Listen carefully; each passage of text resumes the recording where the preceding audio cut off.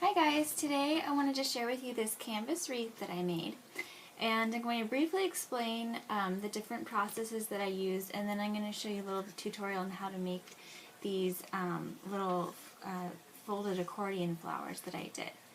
And if you take a close look, basically what I did was I painted the surface of the canvas in this green with just a foam brush. And then the music notes I stamped onto tissue paper. I used the Universal Background stamp set from Close to My Heart, and since they're clear, I was able to see right through the stamp and see where I wanted to stamp it. And I stamped it in StazOn ink because that is a solvent ink that wouldn't bleed, because I then Mod Podged this. So then I actually tore the edges of the tissue paper just a little bit smaller than the canvas so that the edges would show, and then I Mod Podged it right onto the canvas, and it left some white bubbles that I actually like the look of that. And then what I did was used Close to My Heart spray pen, and I filled it with a little bit of Tulip re-inker and also a little bit of this Create a Shade Pearl paint. And this is a great base to make your own glimmer mist, because it's got a little shimmer in it, and you just add a little bit of re-inker to it and you make any color you want. And then I added a little bit of water to that, and it was a great consistency to spray, so it made these little shimmer splatters all over. And then over here what I did was I actually took a skinny stir stick, is what this is, and I colored it with a black Sharpie. And then I painted on some glitter Mod Podge, and I'm going to show you how to do that, or explain that here. And I did the same thing for this. I painted on, what I did was I mixed about half and half Mod Podge and silver glitter, and I use Martha Stewart glitter because I really like the shine that her glitter has. And I just mixed them together with a paintbrush in a small container, and I painted it right onto here. And these I cut out the letters and the banner with my Cricut, with the Art Philosophy Cricut cartridge from Close to My Heart. And then I painted it on about 3 times. So once it dried, I helped along in the drying process with my heat dryer, and it got this wavy look that I like for the banner. So I did that for both of these, and then I also cut the letters out with my Cricut too. This is also the Art Philosophy cartridge. And then all of these cool little centers to the flowers are also from Close to My Heart. These are from the new Bling Assortment. It comes with several of these, and then this bigger size, and then some pins also. And these are the Bling brads that are new. And these are Shimmer brads. They're just glittery. I don't know if you can get a good look at that glitter, but it's a really nice look with this because all the glitter matches. So I'm going to show you how to make these little flowers. This one here, I started with a 12 by 1.5 inch strip plus another 6 by 1.5 inch strip. I'm going to be cutting this one in half. And that's how I formed this, and I scored every 1/4 inch. I have here a Martha Stewart scoring board, and this just makes it really easy. However, if you don't have a scoreboard, you can use your paper trimmer, and there's a groove in the center of your paper trimmer. Instead of using the blade, you would use your bone folder and just keep moving it every 1/4 inch. But this makes it easy because you don't have to move the paper at all.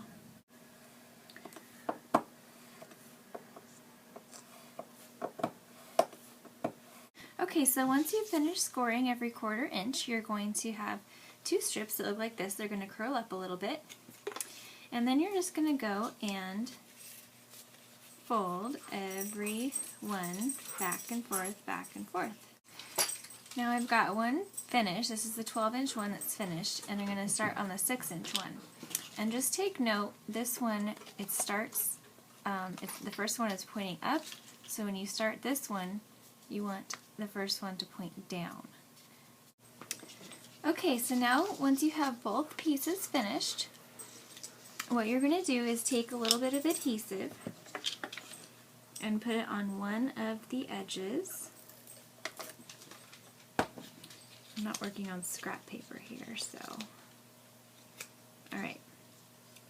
So I just used my regular scrapbook adhesive, and then I'm going to overlap them like this and squeeze them together. So now you've got one long piece.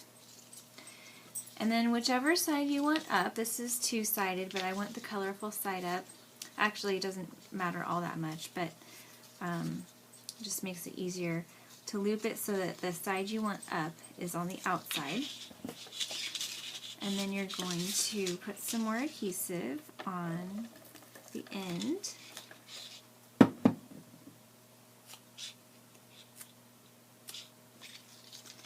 And do the same thing, just overlap and pinch it together to hold. So now you've got a ring, and you're going to be putting it onto here. So the easiest way that I have found to do this is just take the top of it, squeeze it, and push it down like that. And then you scrunch the center together. So again, squeeze the top, just push it all down together at once. And then you have your pinwheel. And then what I do is I put a big glob of glue in the center of my cardstock. And I use hot glue for this because it dries faster, and that's just what works best for me. And then stick it on there. You have a little bit of time before it dries to get everything in place just how you want it. And there you go. Still not quite dry because I used a lot of glue, but there's the finished product. And you've got the circle on the back. If you don't have a circle punch, you can just cut a square. It doesn't have to be circle as long as it doesn't show from the front. So now what you want to do is color it with some bling, like I did on this. I used all kinds of different bling on this wreath. And to show you some of the different packages that I used, this is the Bling Assortment from Close to My Heart. It comes with these pearl pins as well. I love these.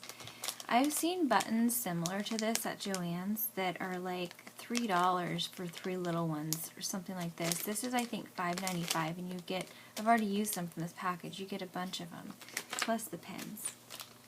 And then there's these rhinestone brads. There's small ones and big ones.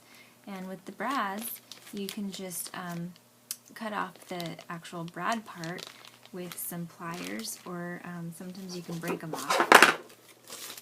And then there's also these shimmer brads, which are just big glitter brads.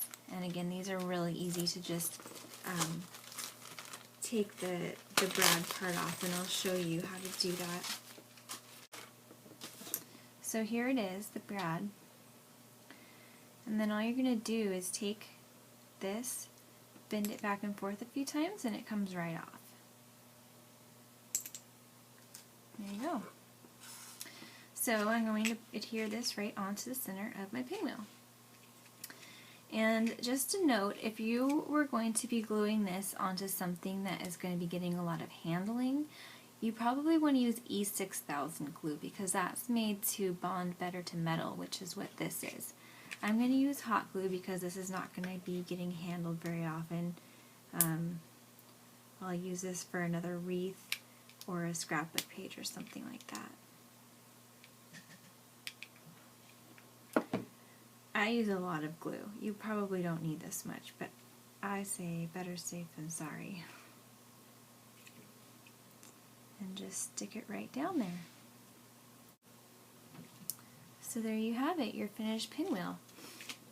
And you can also go ahead and do thicker pinwheels. If you look at these ones were scored every 1/2 inch, and this one was scored every 1/4 inch. So I did a variety of depths for the pinwheels. So if you're going to do a project like that, you might want to do 1/2 inch and 1/4 inch pinwheels to add some interest to it and different depths. So, and then to give you an idea, this was originally cut at 1.5, just like the one we just did. This one was cut at 1 inch. You can see it's a little smaller. This big giant one back there was cut at, I think, 2.5 inches. This one was 2 inches. So I've got a variety of different sizes and depths here on this project. I hope that you enjoyed my video, and let me know if you have any questions. Thanks a lot.